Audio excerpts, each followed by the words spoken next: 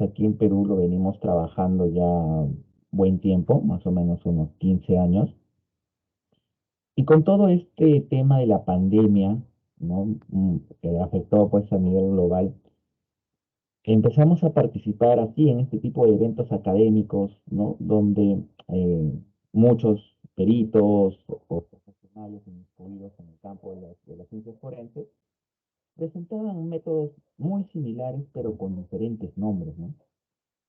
En su mayoría eran antropólogos. Yo soy antropólogo de profesión y fuimos contactándonos, fuimos conversando sobre la metodología, el método, fuimos conociendo más colegas en Colombia, en Ecuador, en Costa Rica, en Chile, en Venezuela, ¿no? Y decidimos formar una asociación donde todos trabajamos a través del análisis facial, ¿no? Haciendo identificación.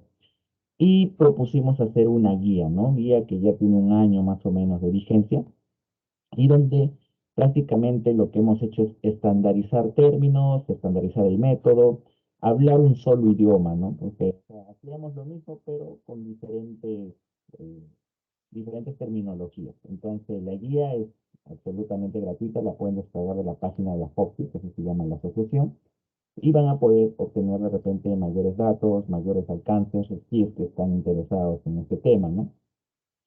El siguiente año se está publicando la versión 2.0, dado de que en todo este tiempo pues hemos visto, ¿no? O de repente hay nuevas clasificaciones respecto a algunos segmentos faciales y lo queremos presentar para obtener más características, ¿no? A su disposición y para que lo puedan emplear.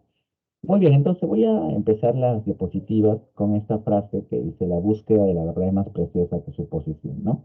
Y esto nos invita a que eh, el conocimiento tiene que estar optimizándose día a día, ¿no? Porque de repente lo que sabemos hoy, mañana puede quedar obsoleto, ¿no? Entonces, es importante siempre estar en constante aprendizaje, porque a veces sucede que hay peritos, ¿no? Con mucha experiencia, estamos hablando de 20, 25 años, pero solamente se quedan con ese conocimiento y no se atreven de repente a poder capacitarse o aprender un poco más, ¿no? Entonces, por eso es que dice, no, la búsqueda de la verdad es más preciosa que su posesión. Otra frase también, vean ustedes la imagen, podemos ver a la justicia representada por una mujer que tiene vendada los ojos y la ciencia que es el elefantito, ¿no? Que la está guiando. Entonces, se dice que sin el concurso de la ciencia, para impartir justicia, ¿no? Y es que tanto el servicio pericial como la fiscalía trabajan de la mano, ¿no? Al menos en nuestro contexto es así. Entonces, ambas tienen que apoyarse para empujar el coche hacia un mismo lado, ¿no? Pero ¿qué pasa cuando no se trabaja de repente coordinadamente o quizás no estamos totalmente o completamente capacitados, ¿no? Puede aparecer o puede ocurrir una triple tragedia de una condena injusta, ¿no? En ese sentido podemos ver una persona inocente en prisión, una víctima sin justicia y el verdadero criminal pues en las calles o en libertad.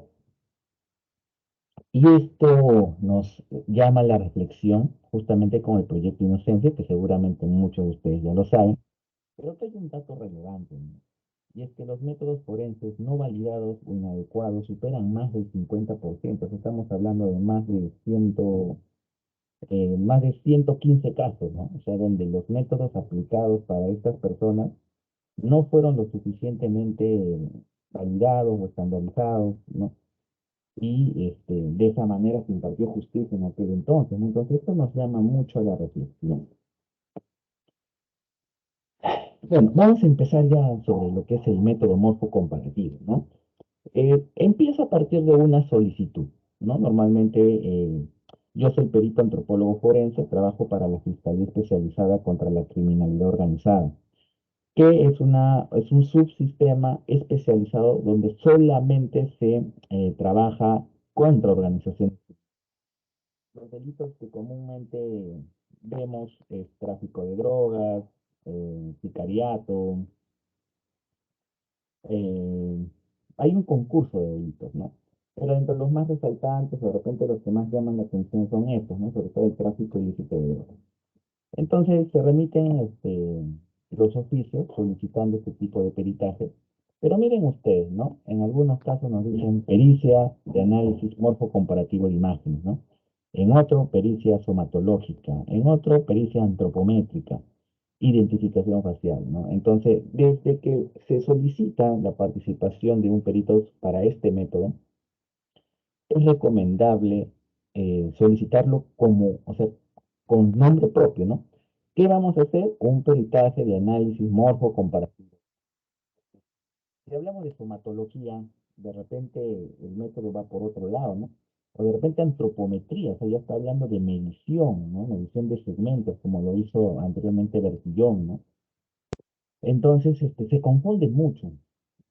Y es por eso también el resultado de la guía, ¿no? En la guía ya se ha estandarizado el método, es el método morfo comparativo de imágenes, y tiene un procedimiento. Entonces, vamos a hablar de ello y de algunas diferencias con otros métodos que pueden parecer iguales, pero en realidad no lo son, ¿no? Y ver esas diferencias. Y al final les voy a presentar algunos casos reales donde hemos aplicado el método y van a ver el resultado, ¿no? Entonces, cuando estamos relacionados a este tema, seguramente vamos a escuchar términos como reconocimiento facial, aproximación facial, superposición de imágenes, realidad virtual y realidad aumentada, ¿no? Que en realidad no es lo mismo, son diferentes métodos, ¿no? E incluso hasta diferentes metodologías. Entonces vamos a ir viendo una por una y analizando sus características. El primero es el reconocimiento facial, ¿no? Como su nombre lo indica, es un sistema de reconocimiento facial donde lo trabaja un ordenador informático, ¿no? Identifica automáticamente a la persona a través de las imágenes que pueden ser obtenidas por cámaras de biovigilancia y es una tecnología que trabaja con muchos algoritmos, ¿no? Así como existe el sistema AFIS, que es para las huellas dactilares, este sistema de reconocimiento facial funciona de la misma forma, ¿no? No con la huella dactilar, sino con las características faciales. Vamos a ver un video para que podamos comprender mejor este tipo de método. La técnica de reconocimiento digital de un rostro ya es una realidad. Pero ¿cuál es la tecnología que permite a una computadora identificar a una persona por sus características faciales? La compañía Face First de Los Ángeles ofrece sus servicios de identificación facial a la policía y a los aeropuertos. Para reconocer un rostro, un algoritmo usa 16.000 puntos de referencia. Y lo mejor del sistema es que permite escanear millones de rostros en tiempo real y compararlos con una base de datos. Todo esto puede ser hecho simplemente con un teléfono inteligente. Y en el futuro un policía podrá incluso identificar sospechosos con una cámara en sus gafas especiales. Los propulsores de esta tecnología aseguran que podría haber evitado tal vez ataques como el de las Torres Gemelas de Nueva York, ya que había grabaciones de los autores del atentado en aeropuertos y estos individuos ya estaban registrados en bases de datos. Pero aún hay problemas con esta tecnología. Requiere una imagen de frente de buena calidad para hacer una comparación, y esto puede ser un obstáculo cuando lo único que existe de un sospechoso son grabaciones de cámaras de seguridad. Para resolver el problema, el reconocimiento facial podría ser combinado con otras técnicas. Imagine a world where you brought in facial recognition, iris recognition. Imaginen que en el futuro se use tanto el reconocimiento facial como el del iris, el lóbulo de la oreja y la manera que alguien camina, y todo se utilice en forma conjunta. Si el reconocimiento facial dice es Spencer y la forma de caminar también, no hay dudas de que es Spencer. Hacia eso vamos. Gait recognition says it's Spencer, That's where it's going. Otro potencial problema, según sus críticos, es que el reconocimiento facial permitirá que seamos identificados en todo momento, por lo que será cada vez más difícil en el futuro proteger nuestra privacidad.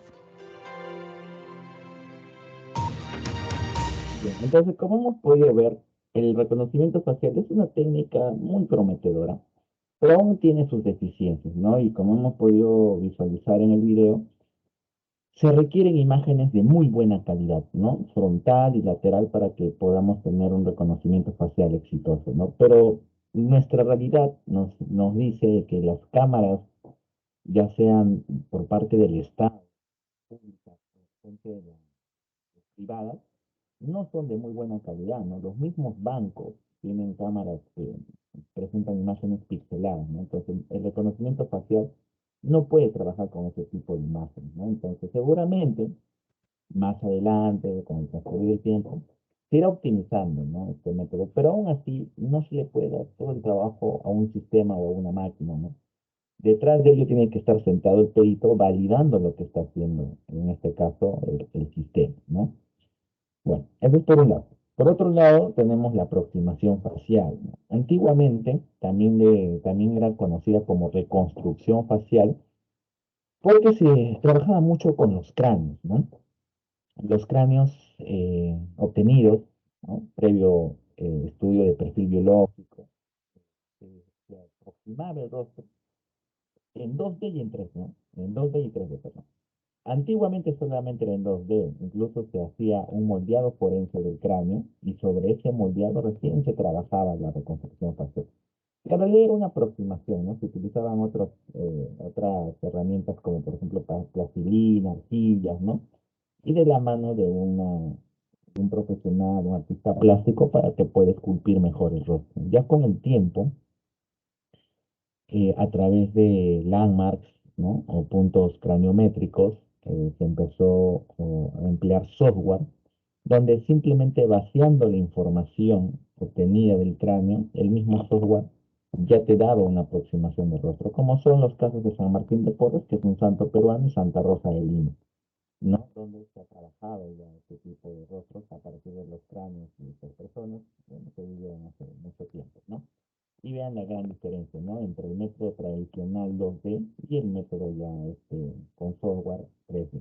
Entonces vamos a ver también un video para poder comprender mejor esta parte.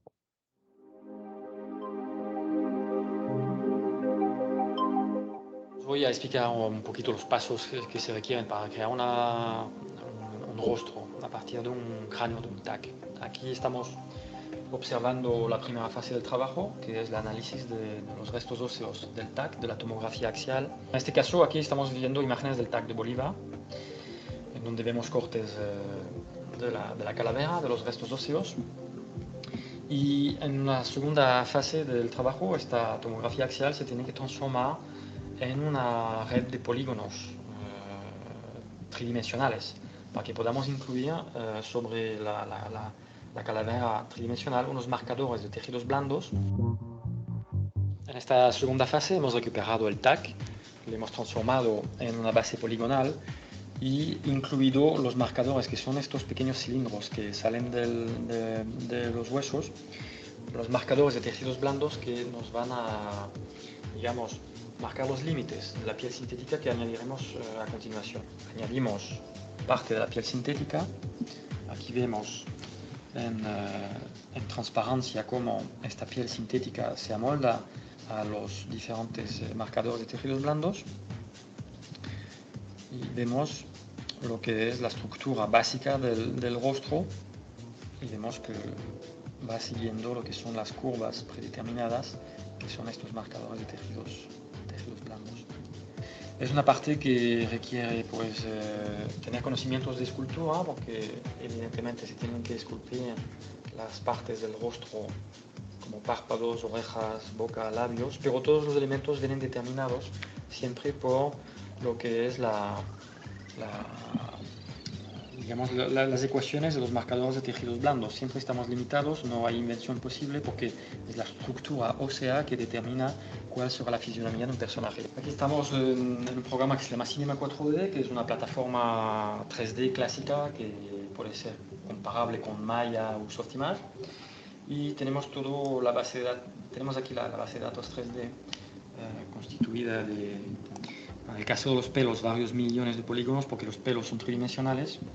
Y esta imagen, una vez renderizada con todas las cámaras, las fuentes de iluminación, pues nos permite al final encontrar una imagen que renderizada pues da este resultado, donde podemos observar los poros de la piel, los cabellos en 3D, las pestañas en 3D. Destacaría una polémica extraña actualmente en Venezuela sobre el color de la piel de la imagen de Bolívar.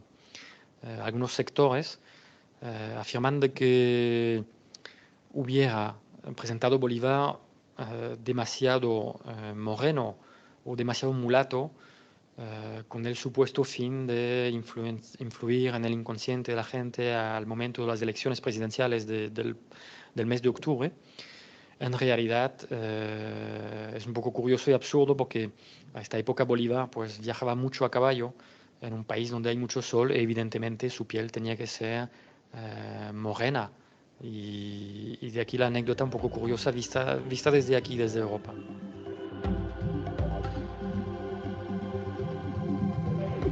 Muy bien. Respecto a la aproximación facial,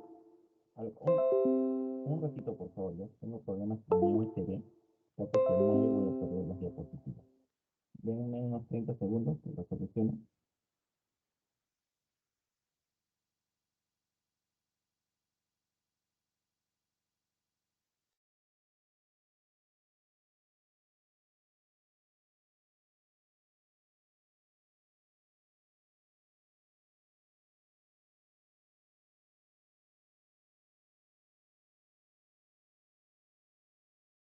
En lo que se reconecta el maestro, les recordamos de que las preguntas o comentarios las pueden dejar en el chat y al finalizar la conferencia pues te haremos el link para poder obtener el certificado gratuito. Esto aplica solo a extranjeros, fuera de Guatemala.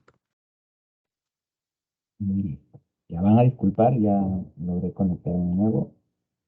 Solo le agradecería al licenciado si puede acercarse quizás un poco más a su micrófono porque ahora lo escucho un poco más lejos. Sí, no hay problema.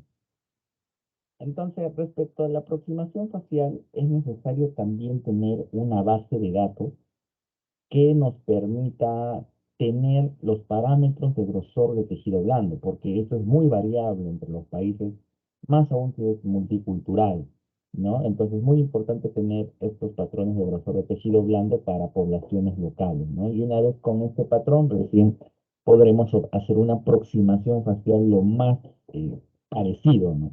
Mientras tanto, si trabajamos con parámetros que provienen de otros países, va a tener esas características, ¿no? Más no las, digamos, las que necesitamos para nuestra población. De ahí tenemos el método de la superposición craneofacial, ¿no? Y este es, ¿por qué lo menciono? ¿Por qué lo tocamos? Porque viene a ser como la madre del método morfocomparativo de imágenes, ya que tiene o sigue cierta metodología, parte del método de la superposición craneofacial, lo empleamos para el análisis morfocomparativo. Como unos datos relevantes, podemos decir que en 1867 Hermann Welker analiza el cráneo de Dante Alighieri, ¿no? Obtuvo como muestra de cotejo la máscara funeraria del rostro de Dante y a partir de ello pudo hacer una superposición, ¿no? Ya posteriormente, con el caso Raxton, se hace o se aplica por primera vez el método de superposición craneofacial en una corte, ¿no? En un juicio oral. Entonces vamos a ver este caso que es el más conocido, el más famoso de superposición de imágenes a través de este video para ya luego complementar con algunos datos. La policía reparó en una denuncia de desaparición de una mujer llamada Mary Rogerson. Tenía apenas 20 años y había sido criada de un médico de Lancaster llamado Buck Raxton. La policía habló con el médico y supo que la última vez que vio a Mary, esta había salido con su esposa Isabella Kerr para viajar a Edimburgo. Ninguna regresó. No podía ser una casualidad. Sabían que Mary Rogerson tenía poco más de 20 años. Isabella Ruxton tenía unos 40. Los cálculos basados en las calaveras habían arrojado resultados similares. Los investigadores recurrieron a otra técnica forense de vanguardia para demostrar que los cuerpos de la quebrada eran los de Mary Rogerson e Isabella Ruxton. Encontraron una mano en avanzado estado de descomposición y la pusieron a remojo en agua caliente. Así, consiguieron unas huellas dactilares aceptables. La policía comparó las huellas con otras conocidas de Mary Rogerson. Ambas coincidieron. A continuación, la policía buscó la conexión entre el otro cuerpo e Isabella Ruxton, la esposa desaparecida del médico. Pero como no pudieron valerse de huellas dactilares, intentaron identificarla mediante otro método. Tenían la calavera y también un buen retrato fotográfico de Isabella Ruxton.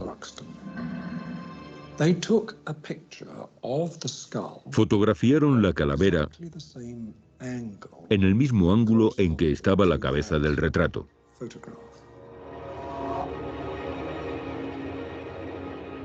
Y ambas coincidieron.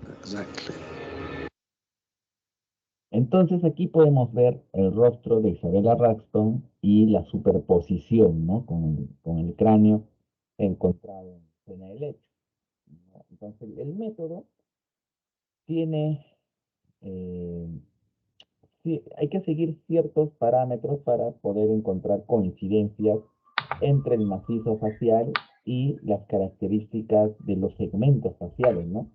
Parte del método nos dice de la coincidencia que debe haber, por ejemplo, entre la posición de los ojos y las órbitas, la abertura piriforme y la nariz, el mentón y la mandíbula, ¿no? Que las cejas se posicionen sobre los arcos supraorbitarios, que los dientes se posicionen detrás de los labios, ¿no? Y aparte también hay que considerar otras características, como estamos viendo ahorita en la imagen. Estamos utilizando un software, bueno, el primero que apareció de Photoshop, ¿no? Se posiciona en líneas anatómicas faciales, que realizan tanto puntos característicos o landmarks dentro del rostro y dentro del cráneo, para que al momento de hacer la superposición también veamos si hay esa coincidencia en esos puntos, ¿no? Otro criterio también es ver la forma, o sea, todos los rostros tienen diferentes formas, ¿no? Lo mismo pasa con las cabezas, o sea, hay rostros ovalados, hay rostros elípticos, hay rostros cuadrangulares, ¿no? Entonces, hay que hacer también ese análisis general de las características del cráneo con las características visibles dentro del rostro, ¿no? Y ver si hay ese tipo de coincidencia. Acá estamos empleando otro software, es el 3ds Max, donde podemos manipular ya el cráneo escaneado, ¿no? Para poder encontrar los ángulos y las incidencias necesarias para poder hacer una correcta superposición de imágenes, ¿no? Entonces aquí podemos ver varias vistas, varios ángulos. En este caso necesitamos tener una vista frontal del cráneo para que sea superpuesta con la fotografía frontal de la persona que hemos podido visualizar hace un instante. Ahora los software pues ya son repotenciados, optimizados, ¿no? Y ya se trabaja de una manera más rápida, ¿no? Entonces antiguamente teníamos que estar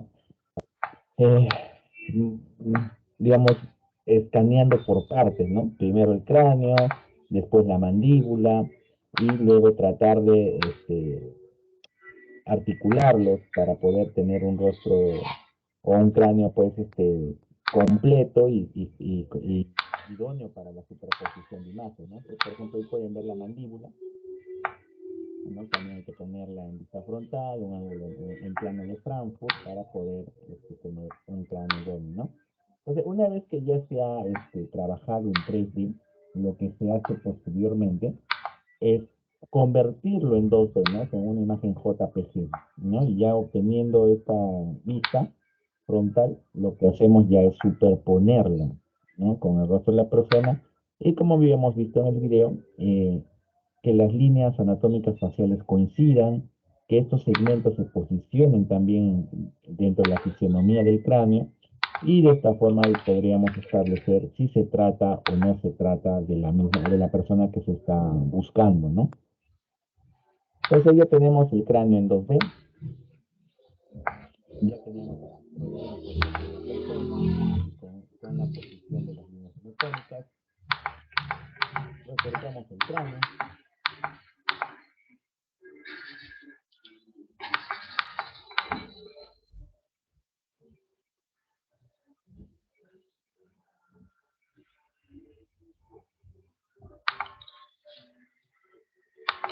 Y en el lienzo del rostro se agranda a escala. Lo bueno de Photoshop es que te permite agrandar imágenes sin alterar largo y ancho, ¿no? O sea, las agrandas a escala y no se produce ninguna alteración en cuanto a la altura o a la anchura, ¿no? Entonces, de esa forma posicionamos el cráneo, vemos que las líneas se posicionan correctamente sobre la fisionomía del cráneo, y luego podemos trabajar con algunos efectos, ¿no? Como superposición, luz fuerte, luminosidad, transparencia, y de esta forma ir viendo, ¿no? Que los segmentos coincidan, pues, ¿no? La nariz dentro de la piriforme, las cejas sobre los arcos tributarios, los ojos también se posicionan correctamente, la forma del hueso frontal, ¿no? Media piramidal también es coincidente con el cráneo de esta persona, y de esta forma pues ya podemos establecer si se trata o no, ¿no? De la persona a la cual se está buscando. Muy bien. Luego ya tenemos temas mucho más novedosos, ¿no? Como es la realidad virtual, ¿no? Que para ello se necesita sí o sí las gafas, ¿no? A través de las gafas vamos a poder visualizar hologramas que nos van a ayudar mucho, sobre todo en el aprendizaje, ¿no? Como vamos a ver en el...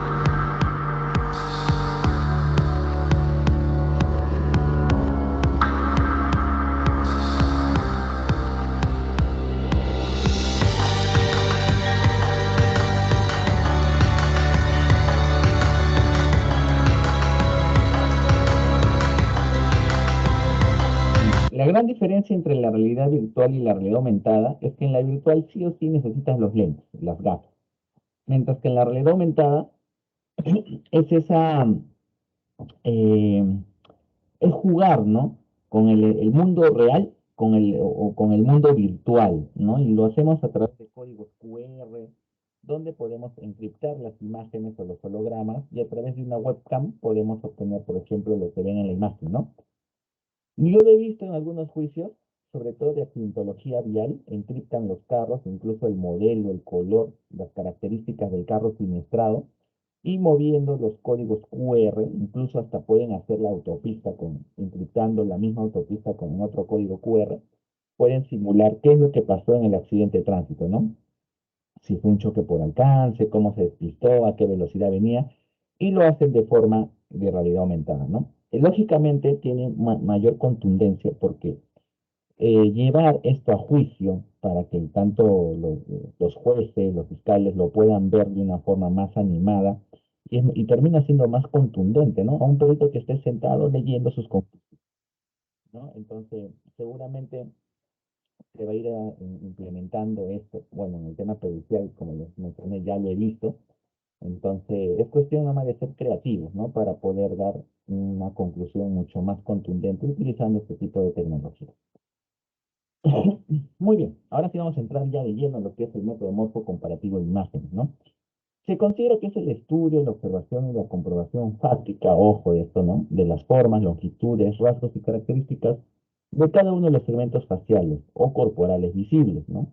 Es un procedimiento científico-técnico propio de la antropología física que tiene por finalidad buscar e individualizar a personas a través de imágenes o tanto de fotografías o como de video. Ya en la guía que les he mencionado, esta es la portada, ¿no? El objeto de la pericia antropológica de análisis morfo-comparativo de imágenes radica en los conocimientos especialistas o especiales de carácter científico, ¿no? Técnico o artístico. Sin embargo, para optimizar el proceso de identificación, se debe contar con un estudio, una metodología, ¿no? Que plasme y a la vez convierta, lo vuelva contundente, ¿no? Que no tenga, bueno, que no tenga posibilidad de confusión, ¿no? Entonces, vamos a ir viendo algunos cotejos, ¿no? Por ejemplo, aquí tenemos una muestra de estudio que vendría a ser la imagen que proviene de un hecho presuntamente delictivo, ¿no? De repente puede estar extorsionando, de repente puede estar conversando con algunos integrantes de la organización criminal. Lo que pasa es que aquí en el sistema o en el subsistema de crimen organizado, cuando se hace seguimiento a estas organizaciones criminales, se hace por un buen periodo de tiempo, ¿no? Estamos hablando a veces de un año, hasta de 2 años, donde los policías de investigación empiezan a filmar, ¿no? Esos son los famosos OICE. ¿Qué significa observación, vigilancia y seguimiento, ¿no? Entonces, estos policías, pues, eh, se esconden, ¿no? O se mimetizan ahí en el escenario y empiezan a grabar. Y al mismo tiempo se están interceptando las comunicaciones, ¿no? Entonces, en tiempo real se sabe con quién están hablando, qué están hablando, si de repente están pactando algo, si de repente van a delinquir, ¿no? Y a la vez se va haciendo las grabaciones. Entonces, estas imágenes provienen de ahí, ¿no? La imagen de la izquierda. Mientras que ya una vez que han sido detenidos o detenidas,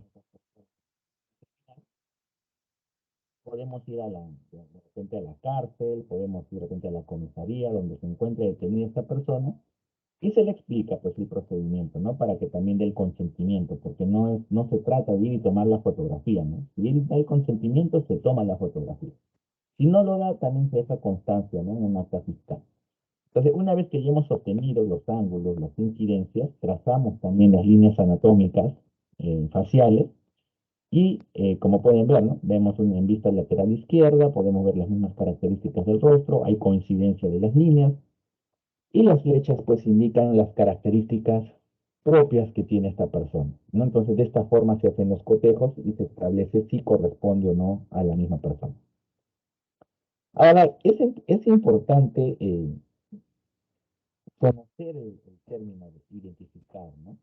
Desde un punto de vista antropológico, es un proceso comparativo y reconstructivo tendiente a ubicar a una persona desconocida dentro de un universo biosocial conocido, ¿no? Y la identificación, que ya es el acto, ¿no?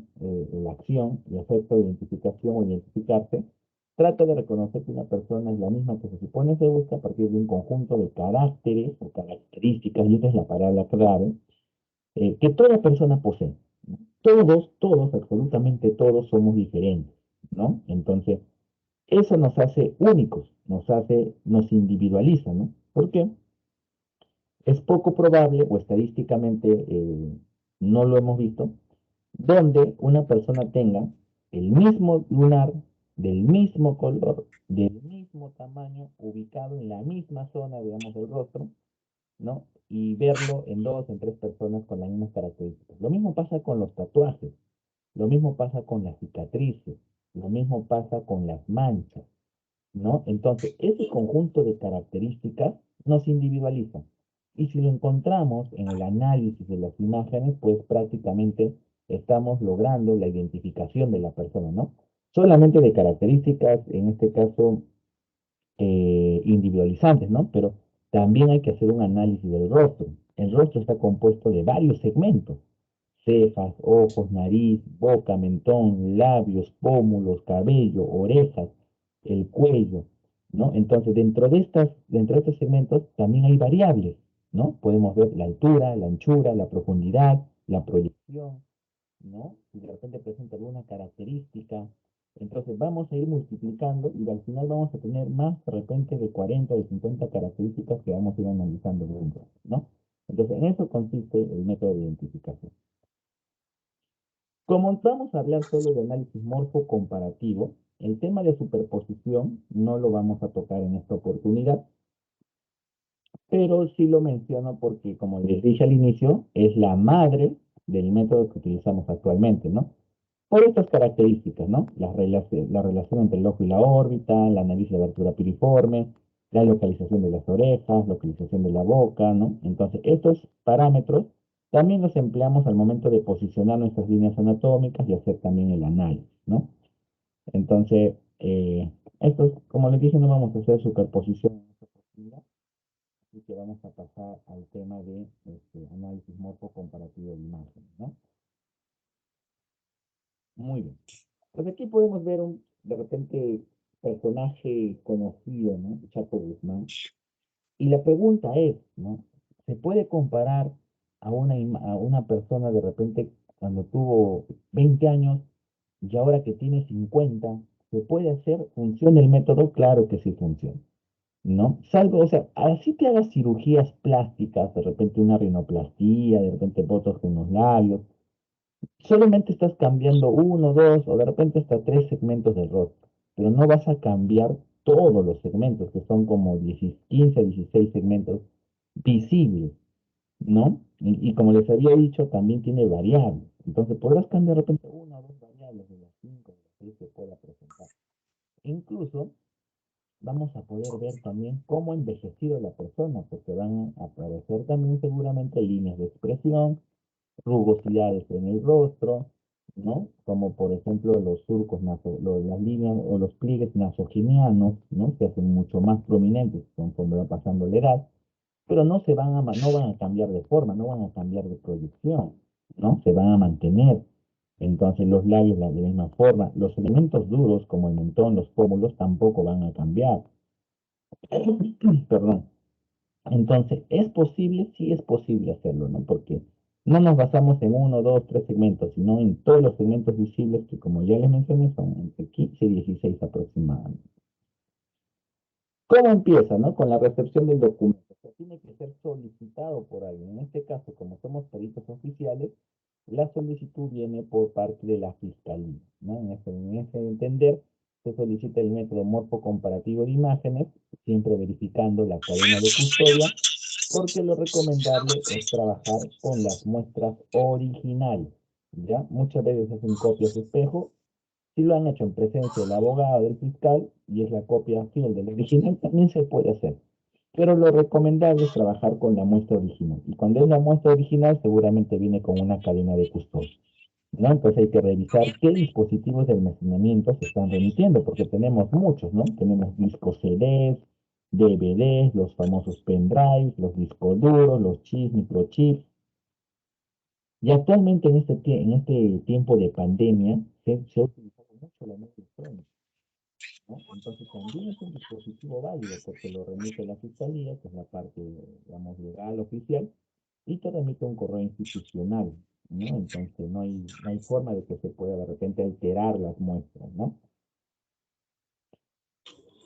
Ahora, todo método comparativo necesita dos muestras, todo, desde la balística, el AFIS o la dactiloscopía, todos necesitan de dos muestras, ¿no? Entonces, para este método hemos considerado la muestra de estudio que corresponde a las imágenes que provienen de cámaras de videovigilancia, filmaciones, aquí están los óbices, ¿no? Que son observación, vigilancia y seguimiento, fotografías, entre otros, de las personas en el momento en que se registra un hecho en materia de investigación. ¿Por qué no delictivo? Porque, como les digo, estas organizaciones de repente no hablan nada delictivo, ¿no? Se están saludando, pero ya es una forma de vincularse. Entonces, por eso es que es hecho en materia de investigación. O sea, no necesariamente tiene que haber un hecho delictivo, ¿no?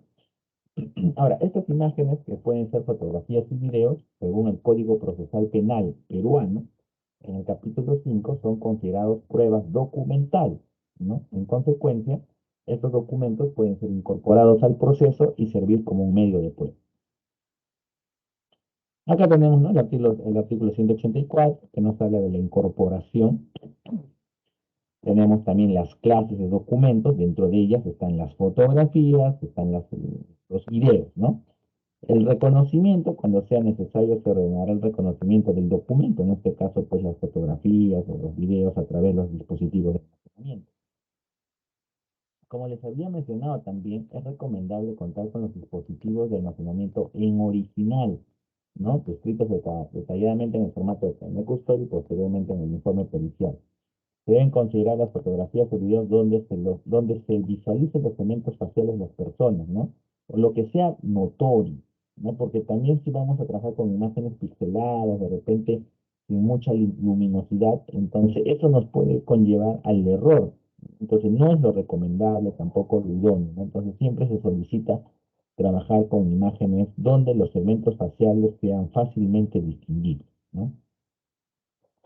Acá vemos muestras que no son idóneas, es más, no se deben peritar, porque ya tienen problemas técnicos, ¿no? En la primera imagen ya vemos un pixelado notorio, vemos también una distorsión, ¿no? Pareciera que son gordos, ¿no? Pero no, en realidad no, o sea, es una imagen ensanchada o anchada, entonces no es recomendable porque hay una alteración, ¿no? Ahora, también hay otro tipo de cámaras, sobre todo estas que están ubicadas en la vía pública, que son de muy mala calidad, o sea, si bien sí se puede visualizar las siluetas de personas, pero no podemos distinguir características faciales, ¿no? Entonces, trabajar este tipo de imágenes, pues, no es, sencillamente no se deben peritar, ¿no? Aunque hay profesionales que lo hacen, ¿no? Pero hay que ser también idóneos, hay que ser también, reconocer nuestras propias limitaciones, ¿no? No tanto periciales, sino más que todo de aspecto técnico de las imágenes que las envían para que puedan ser publicadas. Y justamente estas imágenes nos conlleva esto, ¿no? Las distorsiones. Hay distorsiones de lente, donde podemos ver el efecto cojín o también el efecto barril, y también hay la distorsión de la perspectiva, ¿no? O sea, miren cómo una misma imagen, vista desde diferentes ángulos, puede cambiar. Lo mismo pasa con los rostros, ¿no? Por eso es que es importante trabajar el ángulo y la incidencia para poder analizar y comparar dos muestras con mismas características, ¿no? Porque si lo hacemos desde diferentes ángulos, no vamos a ver lo mismo. La cadena de custodia, que es un procedimiento que garantiza la autenticidad de las evidencias, ¿no? En este caso de los discos o cualquier dispositivo de almacenamiento, ¿no? Hay que llenarlo con los datos del perito, en qué fecha lo está recibiendo, en qué hora, quién lo ha solicitado, quién lo está enviando, ¿no? Y todo lo que ya está establecido en los formatos, ¿no? Que estos son los formatos que se utilizan en el contexto peruano, ¿no? Tenemos el formato 6 y el formato 7 de continuidad, ¿no? Entonces, quien va recibiendo la muestra va dejando acá sus datos, ¿no? Para garantizar siempre la autenticidad de las muestras. ¿Cómo llegan las muestras, no? Siempre en sobres cerrados, lacrados, pueden ser discos DVD, CDs, como ya hemos visto anteriormente. Y luego tenemos ya las muestras de cotejo. Estas muestras de cotejo las obtiene el perito, ¿no? O sea, una vez que se nos ha solicitado hacer el método, de repente nos llevan a la cárcel, al establecimiento penitenciario, a la comisaría, o en el mejor de los casos la persona está en libertad y lo citan, ¿no? Para que vaya al despacho fiscal. Entonces, una vez que ya está la persona, se le explica en qué consiste ese tipo de obtención de muestra, ¿no? Que nos dé consentimiento informado, ¿no? El consentimiento para poder tomar las fotos y se toman las fotografías, ¿no? Ahora, acá ya es criterio del perito, ¿no? Si toma video, si toma fotografía, depende también mucho de la experiencia, ¿no? Porque normalmente en los óbices vamos a ver personas hablando, riendo, renegando, haciendo gesticulaciones, ¿no? Entonces, ¿cómo obtener esas características al momento de la muestra de cotejo, ¿no? Entonces se le hará preguntas, ¿no? Y vas grabando, vas tomando fotografías de repente 5 por segundo, ¿no? Dependiendo de lo que tú quieras obtener, ¿no? Por eso les decía, eso depende mucho ya de la experiencia del perito. Ahora, por otro lado, antes de tomar la muestra de cotejo, es recomendable visualizar las muestras de estudio, porque si no, ¿cómo sabemos en qué ángulo está? ¿Cómo sabemos si la cámara estaba de arriba hacia abajo o estaba en 90 grados? Si la persona está mirando a la cámara, si está de costado, si está de espaldas, ¿no? Entonces es sumamente importante visualizar la muestra de estudio previamente a la obtención de la muestra de cotejo. Asimismo, ¿no? Acá también se trabaja mucho con los escáneres faciales, ¿no? Que ahorita también son herramientas pues muy, no, muy buenas, ¿no? Porque de todas formas pereniza los rostros y tú ya lo puedes mover, así como vimos en el 3ds Max, puedes mover el rostro para encontrar los ángulos y las incidencias que son importantes para este tipo de método, ¿no? Ahora, por otro lado, también están las características individualizantes, ¿no? Los tatuajes, que actualmente, pues, muchos los poseen, ¿no? Entonces, los tatuajes tienen tamaño, tienen una forma, tienen un color, tienen una ubicación, ¿no? Entonces, cuando ya encontramos esas características, este, prácticamente estamos identificando a la persona, ¿no? Entonces, se dan cuenta aquí por qué es importante visualizar antes la muestra de estudio, ¿no? Por ejemplo, aquí la persona se está agachando, pero como no lo habíamos visto la persona previamente, y, claro, o sea, sí tiene características individualizantes, se le tomó la foto de esta forma, ¿no? Pero ya, pues, ¿no? Ya los tatuajes prácticamente lo identificaron. Si hubiese sido mejor, más óptimo, hacer agachar a la persona, ¿no? Y de esa forma encontrar mayores coincidencias, ¿no? Entre las imágenes o entre los cotejos. Este es otro, ¿no? Por ejemplo, esta persona entraba, bueno, trabajaba en su casa, pero lo curioso era que tocaban la puerta, ella abría la ventanita y siempre se miraba en los videos que le entregaban.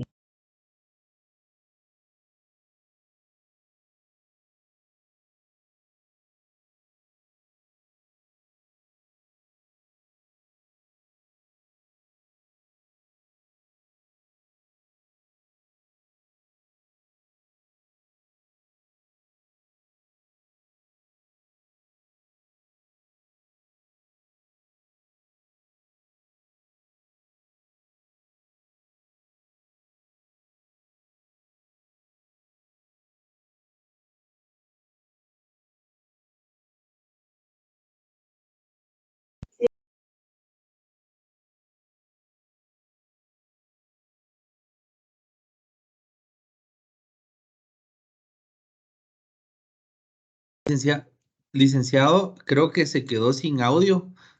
Está silenciado. No me digas. ¿Ahora sí? Sí, sí, Hola, ahora sí se hola. le escucha.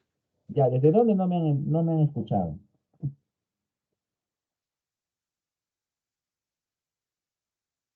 Hola, hola. Hace como un Desde minuto la o parte 30 en la segundos, que mucho. dijo de la ventana, de que es la misma persona, pero que Ah, se ya, asomaba por la ventanita y ahí lo perdimos, licenciado. ya, gracias.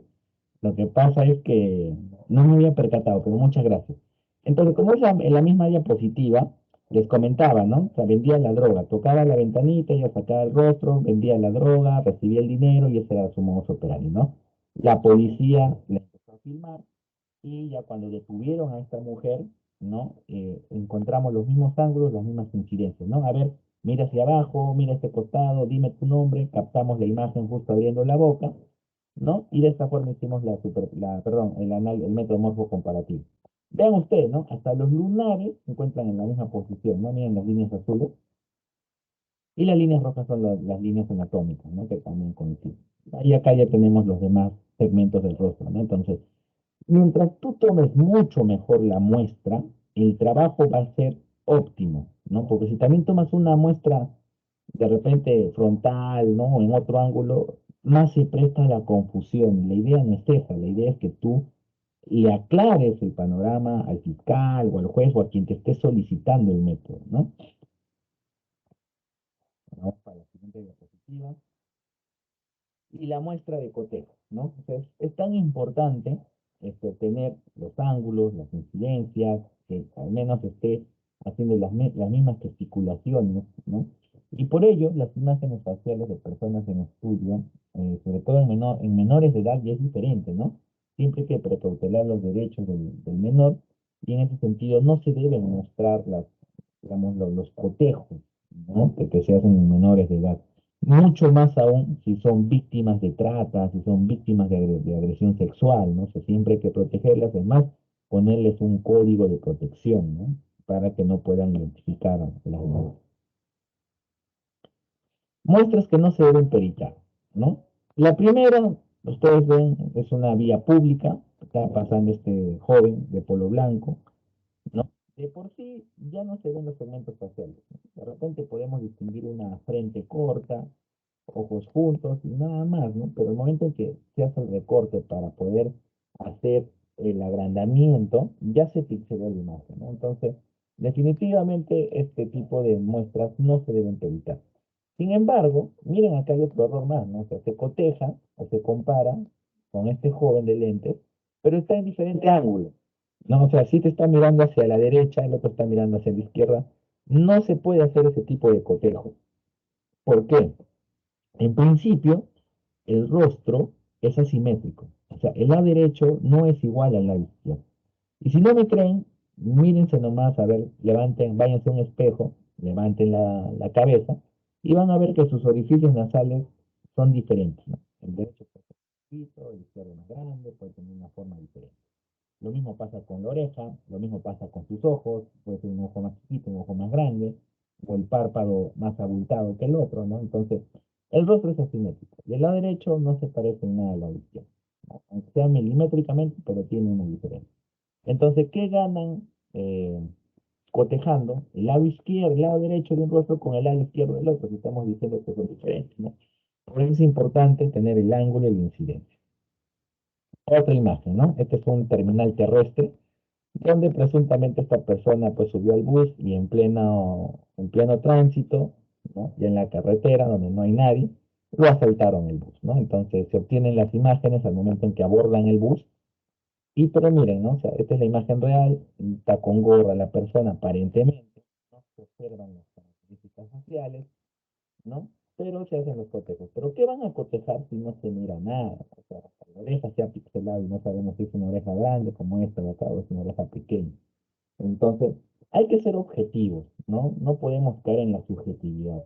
Entonces, hay que ser hidalgos y decir, pues no se puede publicar este tipo de muestras, ¿no? Este es otro hecho, ¿no? Lamentablemente, producto de este robo, mataron a la joven porque no se dejó robar el celular. Y estas son las únicas imágenes que se tienen de los dos ladrones, ¿no? Entonces, supuestamente los han capturado, ahí están haciendo una recreación en el escenario, cómo fue que sucedió, ¿no? Se suscitaron los hechos. Pero miren al perito, ¿no? El perito está grabando, pero el error es notorio, ¿no? Tenemos una imagen primeramente que va de arriba hacia abajo, ¿no? Presuntamente la cámara debe estar en un poste. Pero el perito obtiene muestras prácticamente en un ángulo de 90 grados, ¿no? Entonces, qué podrían cotejar ahí? Nada, porque el ángulo es totalmente distinto. Y puede decir, ¿no? Hombros anchos, ya, esa es la percepción del perito, que puede ser subjetivo, bueno. Pero, ¿cómo podrías establecer hombros anchos en esta imagen? Si no lo estás viendo de frente, lo estás viendo de perfil, ¿no? Entonces, ahí vienen los errores que de repente los abogados o los peritos de parte te van a cuestionar, definitivamente, ¿no? Ahora, imágenes totalmente pixeladas, suena risorio, ustedes mismos lo están viendo, aunque no me crean, aquí hay peritos que sí lo hacen, ¿no? O sea, aún sí parece una huella dactilar, pero eso están cotejando, ¿no? Entonces, bueno, al menos ya el método con el transcurrir del tiempo ha tomado mucha fuerza, hay más profesionales que lo realizan y a la vez lo han vuelto o se ha vuelto mucho más objetivo, ¿no? Entonces ya de por sí hay imágenes que no se están peritando, ¿no? ¿En qué consiste el proceso de análisis? Primeramente, identificar un perfil biológico, ¿no? Empezamos por el sexo. Aquí tenemos algunas características generales, ¿no? Para determinar si es varón, si es mujer, ¿no? Se ven las caderas, los senos, en el caso del varón, el dorso, ¿no? La caja torácica. Bueno, también se realiza una estimación de edad biológica, ¿no? Ya sea a través de las rugosidades, a través de ciertas gesticulaciones que generan líneas de expresión que con el avanzar de los años van apareciendo, como podemos ver aquí en esta gráfica, ¿no? Luego se hace una estimación de la estatura, y eso es sencillo, ¿no? Utilizando un punto de referencia, podemos obtener una aproximación de la estatura, ¿no? Y los clasificamos si son bajos, si son medianos, o de repente si son altos, y acá están las medidas, ¿no? La contextura, ¿no? Delgados, atléticos, medianos, gruesos. Pero aquí hay que tener mucho cuidado. Por eso es importante tomar la muestra de cotejo lo más cercano posible al momento en que se ha hecho la detención o al momento en que se ha hecho el óbice, ¿no? Porque ya la experiencia nos ha enseñado, por ejemplo, vemos un gordito, una gruesa, ¿no? Y lo vamos a ver más adelante en un caso. En la calle, claro, cuando estaba en libertad, era muy gordito. Cuando entró a la cárcel, después de un año se le toma la muestra de cotejo, y bueno, ¿no? Naturalmente estar en la cárcel, ese estrés, las preocupaciones, la mala alimentación, o sea, cuando le tomamos la foto no parecía, era, era más delgado, o sea, obviamente no era delgado, pero lo que habíamos visto en la calle y dentro de la cárcel, pues adelgazó, ¿no? Más o menos se volvió en contextura mediana, ¿no? Entonces, por eso es recomendable trabajar con las personas lo más cercano posible al momento del hecho, ¿no? Para no encontrar estas contradicciones o estas diferencias en cuanto a la contextura. Luego tenemos el posicionamiento de líneas anatómicas que ya están estandarizadas, estas las hemos hecho con todos los colegas en Afoxin, que son las que utilizamos para hacer los cotejos, tanto horizontales como verticales, ¿no? El análisis del rostro se realiza por segmentos, ¿no? En este caso, el rostro está partido en tres tercios. El primer tercio facial, el segundo tercio facial y el tercer tercio facial. ¿Dónde encontramos mayor cantidad de segmentos? En el segundo tercio facial, ¿no? En el primero, no mucho, en el tercero también, pero más vamos a encontrar en el segundo tercio facial. Es por eso que cuando las personas empezaron a delinquir utilizando las mascarillas o los barbijos en este tiempo de pandemia, pues la mascarilla te cubría en cierta parte el tercer tercio facial, ¿no? Y te dejaba expuesto el segundo, donde están la mayor cantidad de segmentos. Y bueno, como utilizaban bien la mascarilla, siempre lo utilizaban por debajo de la nariz, era mucho más fácil hacer la identificación, ¿no? En cambio, una persona que sí se ponía bien la mascarilla, se ponía lentes, se ponía una gorra, ahí sí había complicaciones, ¿no? Para hacer la identificación. Se han generado estas fichas que cuando se va a obtener la muestra de cotejo, ¿no? Se registran los datos de la persona o del peritado, dónde se ha tomado la muestra, en qué horario, con qué oficio lo ha solicitado y algunas características del perfil biológico.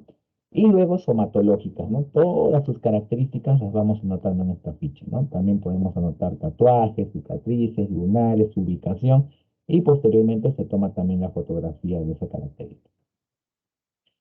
Acá vamos a ver ya cada uno de los segmentos, ¿no? La cabeza, cómo saber si es una cabeza pequeña, grande. Aquí ya la guía nos va dando los parámetros para ir clasificando el tamaño de la cabeza. La proyección, ¿no? Hay proyecciones rectas, proyecciones ovaladas y proyecciones circulares. En cuanto al cabello, podemos ver la inserción del cabello, ¿sí? Creo que se ha activado el audio de alguien. A ver. Continúo, ¿no? En cuanto al cabello, podemos la inserción, ¿no? Hay inserción angular, inserción circular y inserción cuadrangular. Podemos ver también la cantidad o el volumen de cabello, ¿no? Asimismo, la proyección, si va hacia la derecha, hacia la izquierda, hacia atrás, hacia adelante, hacia arriba, de repente está partido. Asimismo, ¿no? Las características, hay lacios, hay ondulados, hay rizados, los derechos, la pimienta, el tamaño, ¿no? Muy corto, corto, mediano, largo, muy largo, ¿no? Ahora, dentro de estas características, hay algunos segmentos que tienen más peso que otros, ¿no? Por ejemplo, en cuanto al cabello, o sea, si yo no me corto el cabello me va a crecer, ¿no? Entonces, dentro de todos estos, de repente, que tiene mayor peso, viene a ser el tipo de cabello, ¿no? Si es lacio, si es ondulado, si es rizado, porque eso va a ser permanente, ¿no? No lo vas a cambiar. Pero aún así, de repente te puedes hacer, vas al salón de belleza, como me dicen en México, te haces hacer, te ondulas el cabello, puede ser, ¿no? Pero después cuando crezca va a seguir creciendo lacio, o sea, no va a crecer ondulado. Entonces hay unas características que tienen mayor peso, al menos como peritos, que nos da más contundencia, ¿no? Así mismo los colores, ¿no? Diferentes tipos de color de cabello. Ahí hay que sumarle también la alopecia, ¿no? Que también a que va pasando la edad, ya vemos ciertas características de la alopecia, ¿no? O la calvicie. Entonces acá ya tenemos las tablas o las escalas de Hamilton-Norwood, ¿no? Donde nosotros no nos hemos inventado, ¿no? Entonces ya está estandarizado y acá están los tipos, ¿no? Las tipologías de alopecia. La piel, también utilizando los fototipos de Fitzpatrick, hemos tratado de clasificarlo de esta forma, ¿no? O sea, los claros, los trigueños y los oscuros. El rostro también tiene formas, ¿no? Como lo habíamos dicho, las elípticas, las ovaladas, ¿no? Las rectangulares, las cuadrangulares, las circulares, las trapezoidales, ¿no?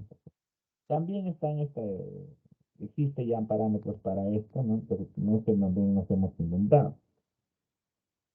Ahora, la frente, ¿no? Acá vamos a ver el segmento y sus variables, ¿no? En la frente, ¿qué podemos ver? El tamaño, si es alta, si es mediana, o si es corta, ¿no? La prominencia, si son oblicuas, semioblicuas, rectas o prominentes. La anchura, ¿no? Entonces, para ello también nos basamos en las líneas anatómicas que ya hemos visualizado en la diapositiva anterior, ¿no? Son los parámetros para poder establecer si son anchas, si son altas, ¿no? Las orejas. Tenemos orejas pequeñas, orejas medianas, orejas grandes. Tenemos la forma de las orejas, ¿no? Ovaladas, rectangulares, triangulares, circulares. Por ejemplo, en la nueva versión de la guía vamos a incorporar una nueva, que son las romboidales, ¿no? Ya, o sea, varios las hemos visto al momento en que tomamos las muestras, pero no está en esta clasificación, ¿no? Entonces vamos a agregar ese nuevo tipo de orejas. Y seguramente hay más, ¿no? Pero solamente consideramos las más generales, ¿no? Las que se suelen ver comúnmente. Vemos orejas proyectadas, también podemos ver orejas retraídas en plano frontal, el lóbulo de la oreja si es separado, si está junto, la inclinación, ¿no? Hacia adelante o hacia atrás, el tamaño del lóbulo, hay lóbulos pequeños, también hay lóbulos medianos y grandes. Las cejas también, ¿no? Tienen una forma, bueno, la cantidad, pobladas, semipobladas, ralas, la proyección de las colas, ascendentes, rectas o descendentes, la forma, horizontales, arqueadas, descendentes, si están juntas, de repente están separadas, ¿no? Lo mismo con los ojos, pequeños, medianos, grandes, el color de los ojos, el tamaño de los ojos, si están juntos o separados, si presenta párpados superiores abultados, de repente párpados inferiores abultados, ¿no? La nariz, pequeñas, medianas, grandes, angostas, medianas, anchas. De perfil vemos si son rectas, si son sinuosas, si son cóncavas o convexas o aguileñas. Vemos la raíz nasal, ¿no? También tiene sus características. La proyección de la punta, ¿no? Ascendentes, rectas, descendentes. La forma de los orificios nasales. Los pómulos son prominentes o poco prominentes. Respecto a la boca, ¿no? Pequeñas, medianas, grandes, con proyección de comisuras labiales ascendentes, rectas, descendentes. Los labios delgados, medianos, mixtos, gruesos.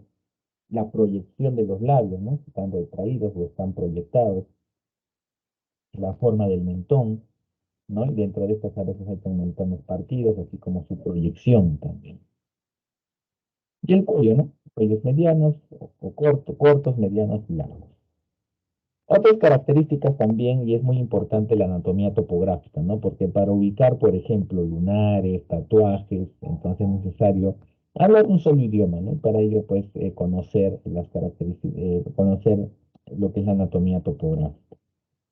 Aquí también tenemos las rugosidades, que aparecen en varios segmentos del rostro, ¿no? Y sus nombres técnicos, ¿no? Para poder hacer también una clasificación de encontrar este tipo de características.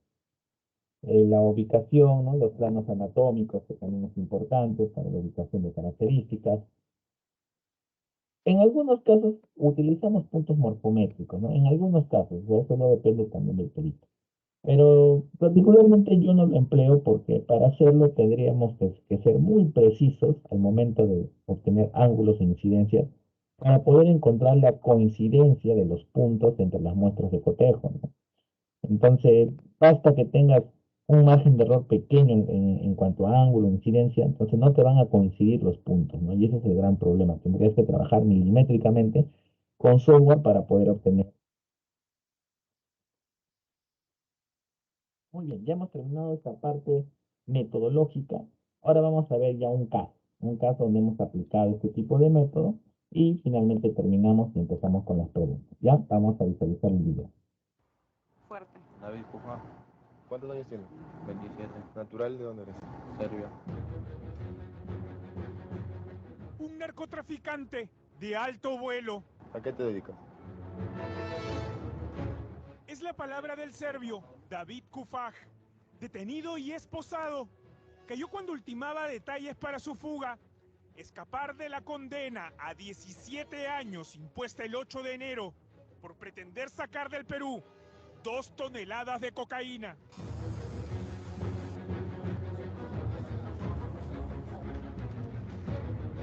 David Kufaj es el enviado de la organización criminal para supervisar y coordinar el envío de las 2 toneladas de droga a Bélgica. David Kufaj yace en el piso, viendo inmóvil como su plan de fuga fracasó estrepitosamente. Junto a él, sus incondicionales, 2 policías en retiro y 2 sujetos más de contención. Al lado 2 camionetas de alta gama, listas para sacar a este criminal del Perú. Esta noche, en Panorama, la caída del serbio y sus incondicionales, detenidos cuando listaban la fuga del narcotraficante a Ecuador y desde ahí a Europa. Hemos destruido, desarticulado una línea. Esta organización criminal tiene otras líneas que las seguimos trabajando conjuntamente con la DINAN. Imágenes inéditas de su privilegiada estadía en Lima, coordinando la salida de droga. Óbitos.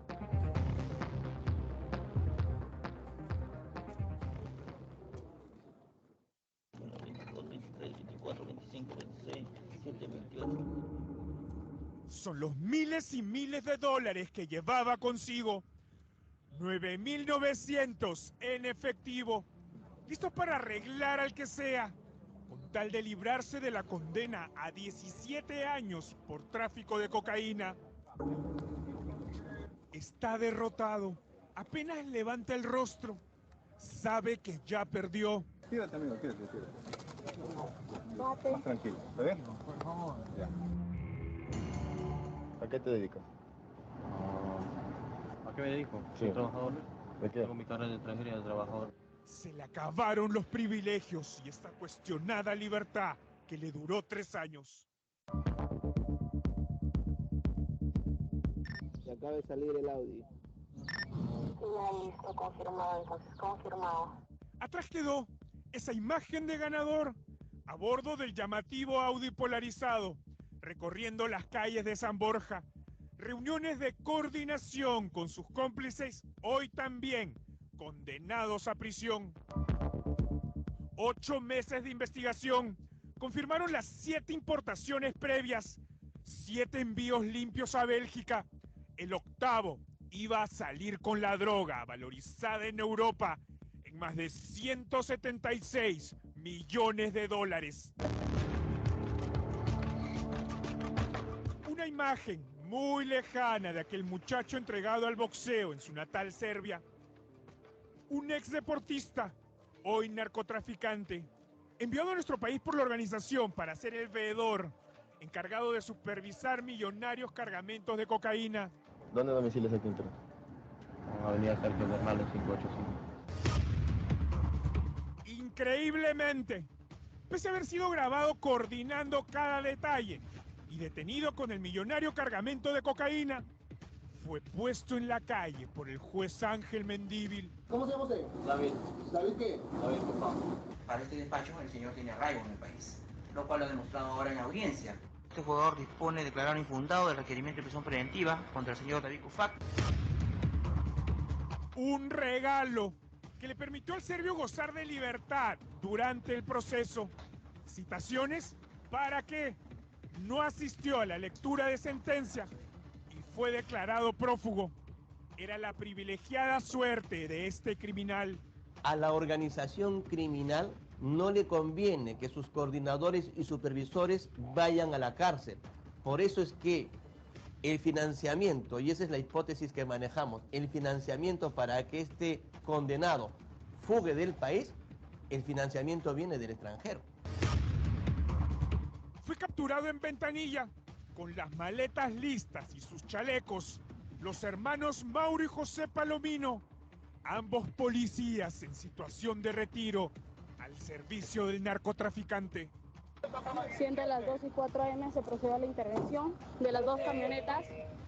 Atrás quedaron los cuadriláteros, el Audi polarizado y todas esas joyerías propias de quien es parte de una red internacional de tráfico de cocaína. ¿Cuántos son? ¿Cuántos son? Ahí hay dos y acá hay dos o tres, creo.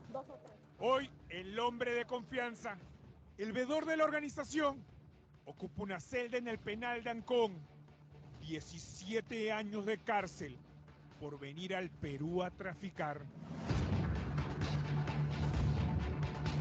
Muy bien, entonces se nos solicitó, ¿no? Acá están los óbices, ¿no? Con toda la organización, cuando pasaban, en diferentes escenarios, en diferentes periodos de tiempo, se hacen capturas de pantalla, ¿no? Siempre, como dice el método, procurando obtener la mayor cantidad de características faciales, ¿no?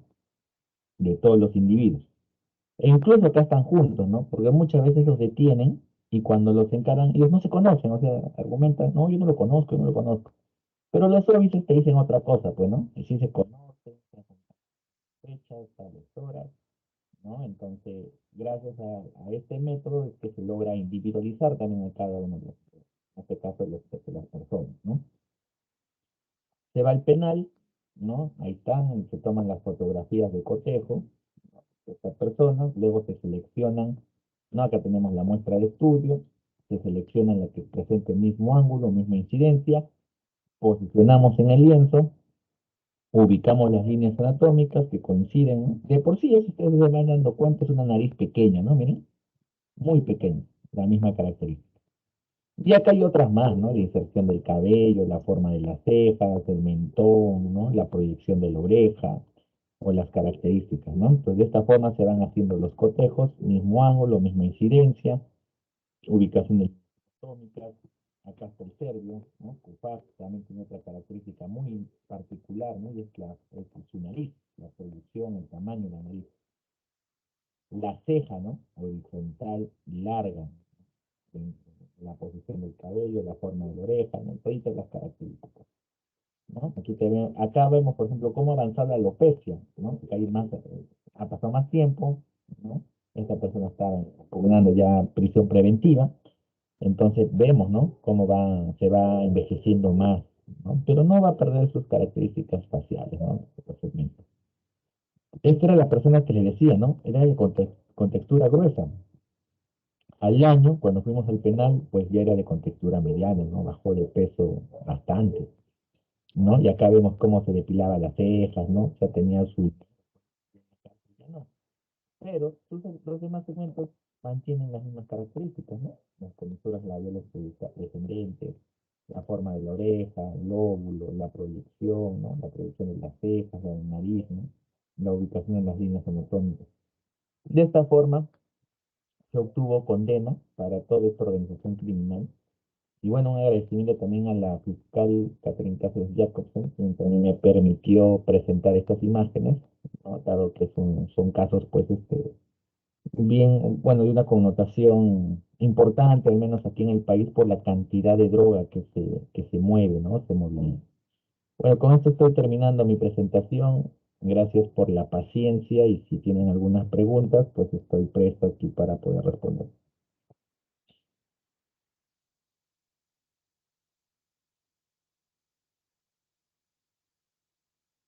Gracias, maestro. La verdad estuvo muy interesante su charla, muy enriquecedora. Un abrazo y mis respetos desde Ciudad de México. Muchas gracias.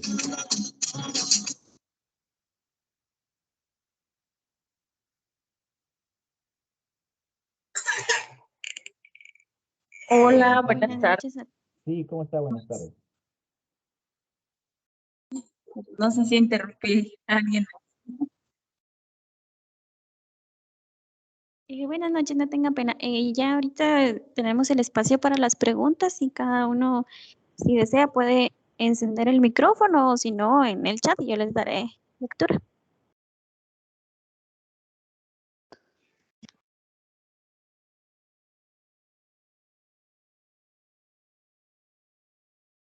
Pueden abrir micrófono los que tengan preguntas.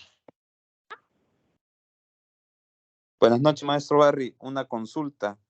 ¿Qué parte o qué tan recomendable de parte del rostro, digamos, en su totalidad, si no tenemos, digamos, la fisionomía completa, la persona del rostro, lo que usted ha comentado sobre el uso de mascarilla, se podrá identificar una persona con la tercera parte, como lo mencionaba? Sí, mire, en este caso, sobre todo en este tema de pandemia, hemos tenido muchos casos, ¿no? de la mascarilla. Pero el método, si bien centra su análisis en el rostro, pero también habla de la parte complementaria que es el cuerpo, o sea, lo corporal, ¿no? E incluso de las características al momento de caminar, la locomoción, ¿no? Entonces, al final, todo este análisis complementa lo del rostro, ¿no?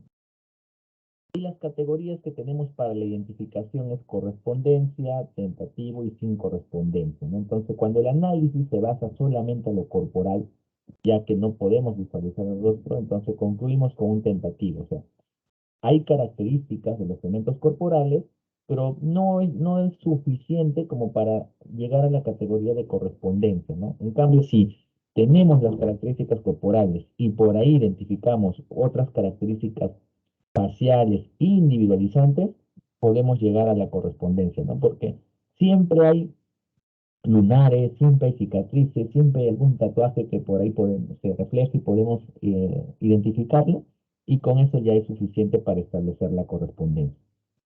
En cuanto al rostro, como particularmente yo le doy más importancia al segundo tercio facial, ¿no? Pero si tienes los tres, es súper mejor. Si tienes uno o dos, también lo puedes trabajar, ¿no? Entonces, no sé si he respondido a su pregunta. Sí, excelente, maestro. Muy amable, gracias. No, gracias a usted. Buenas noches. De Salvador le saludamos.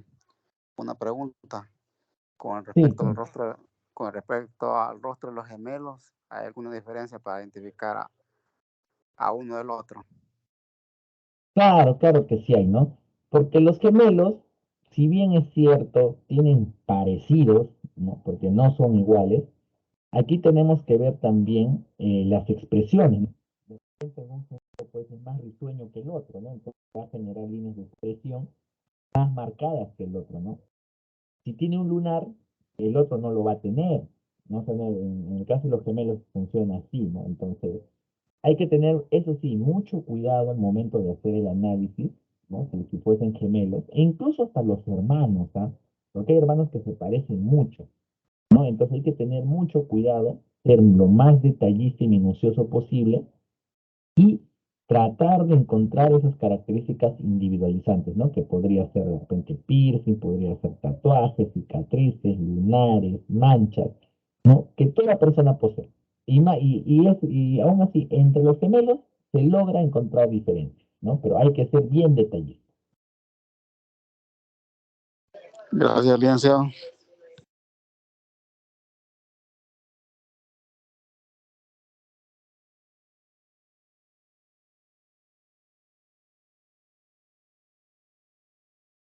Gracias, licenciado. Tenemos saludos desde varios países como El Salvador, España, Venezuela, Costa Rica, México, Honduras. Y también le voy a dar lectura a algunas preguntas. Sí, por supuesto.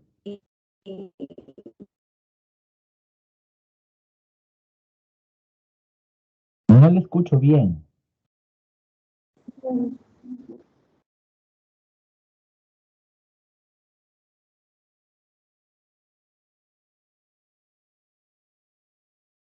Hola, hola, no se oye.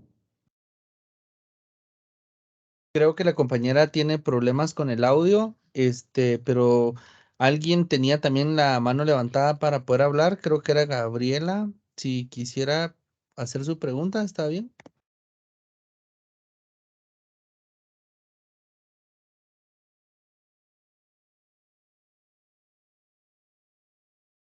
Sí, gracias. Buenas noches. No sé si me escuchan bien. Sí, claro y perfecto. Maestro, desde Ciudad de México, muchas gracias. Está muy interesante el tema. Tengo una pregunta, maestro. Además del Photoshop, cuando se hace retrato compuesto, digo, a lo mejor esto es un poquito diferente del tema, pero además del Photoshop, ¿qué otra aplicación sería funcional? Mire, yo he visto algunos colegas que trabajan también, algunos trabajan en Paint, que es una versión libre, y otros trabajan con el Corel Draw. Oh, ya, ya. Yo trabajo más con Photoshop porque, bueno, me capacité en Photoshop y porque le veo mayor utilidad por el tema de los lienzos, ¿no? O sea, puedo trabajar con lienzos independientes, al agrandar las imágenes no se distorsionan, tampoco se pierdo de repente largo, ancho, ¿no? O sea, se agrandan a escala. Sí.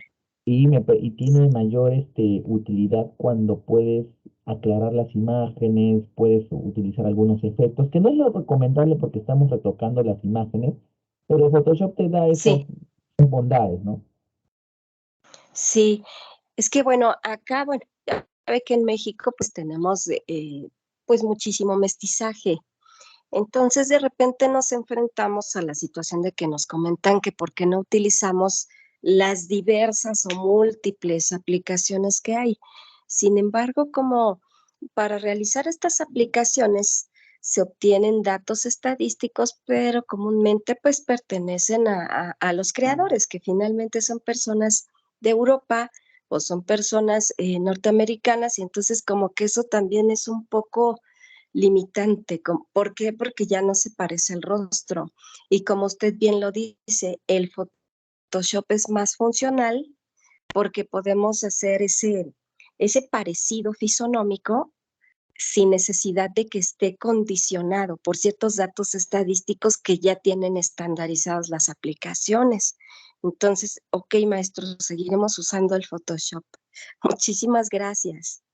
No, gracias a usted, ¿no? Quizás para complementar un poco, o sea, hay que evitar o tratar de evitar de hacer retoques, ¿no? O sea, al menos nosotros no lo hacemos. Solamente es para agrandar las imágenes, posicionarlas, algo de incidencia, ubicar las líneas y solo eso. Sí, ¿no? exactamente. Exactamente, maestro, justamente para no alterar la imagen real del rostro. Muchas gracias, maestro. Gracias a usted.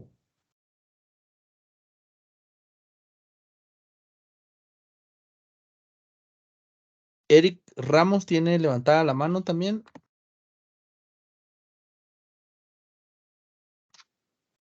Maestro, buenas noches. Agradecemos mucho por su excelente ponencia. Saludos desde San Marcos, Guatemala, con una consulta. ¿Usted podría ser tan amable de hacerle llegar el material que utilizó a los compañeros de la lupa para poderlos compartir y que nosotros lo tengamos a la mano? Sí, pero Gracias. se los envío en PDF porque como han podido ver, utilizo mucho material audiovisual, ¿no? Entonces son muy pesadas las diapositivas. Pero si yo lo transformo a PDF, no hay ningún problema, yo se los envío.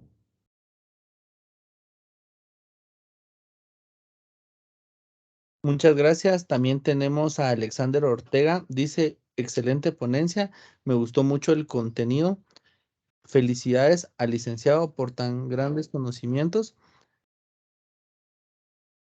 Que lo comparte y agradece a la lupa por permitir a esto que nos ocurra. Muchas gracias y seguir creciendo. Nos preguntan que por qué medio lo van a compartir. Él me lo enviará por PDF y yo se los comparto a ustedes. También dice, saludos, excelente ponencia desde Costa Rica. María Laura Rojas nos dice, muchas gracias por los conocimientos expuestos. Felicidades, excelente ponencia desde Bolivia. Muy agradecida. También tenemos, vamos a ver, el link de los diplomas ya está posteado. Ahí pueden llenar el enlace, por favor, ya unos minutos más y se cierra. Keylor Chavarría dice muy buen aporte, saludos desde Costa Rica. También nos dice Loida Ramírez. Hola, buenas tardes, muchas felicidades, excelente información concreta y una explicación completa. Un fuerte abrazo desde Guanajuato, México. Muchísimas gracias a sí. ¿Quién más que pueda hablar? Buenas noches. Buenas noches. Hola, buenas. Buenas noches, puede hablar, le escuchamos saludo, claro y fuerte. Mi nombre es Adonai Rendón, les saludo desde El Salvador. Un placer poder compartir con ustedes esta experiencia. Gracias al maestro que nos ha estado brindando esa ponencia, pues abre más nuestros conocimientos a cómo podemos identificar ciertas partes. Y muy complacido, esperando y creciendo cada día en los conocimientos más criminológicos. Y solo tengo una duda, no entiendo cómo es, por qué medio van a hacer llegar la información.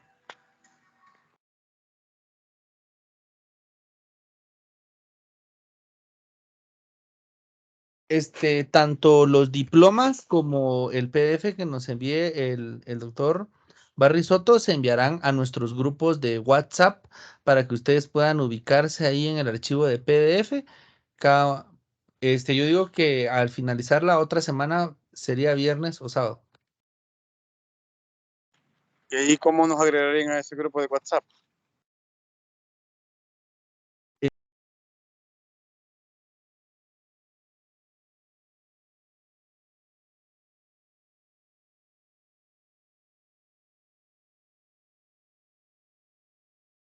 Hola, buenas noches. Llenando la encuesta de Google.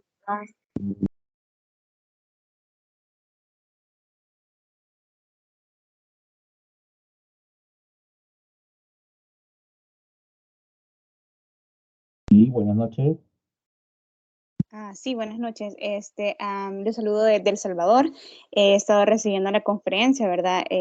Solamente, ¿verdad? Aportar el agradecimiento, o sea, de mi parte, porque he podido asistir y he ampliado los conocimientos, y la verdad es que ese tipo de iniciativas me parece que son de suma importancia. Les agradezco, ¿verdad? Por siempre estar con esta intención, ¿verdad? De seguir fortaleciendo los conocimientos, y bueno, solamente eso, ¿verdad? Muchas gracias. No, gracias a ustedes también por la paciencia, porque entiendo que es domingo, es un horario pesado, pero bueno, gracias también por asistir y por todas sus palabras que nos están brindando.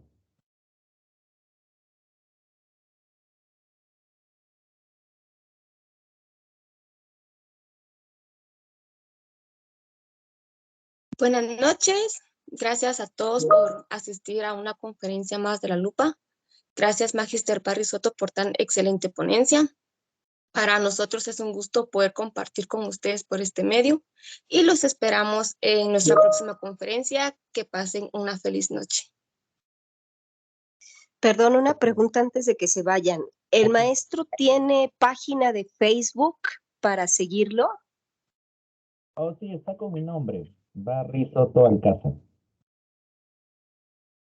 Barry Soto, ¿qué maestro? Ya no le alcancé a escuchar, perdón. A ver, lo pongo en el chat, no se preocupe.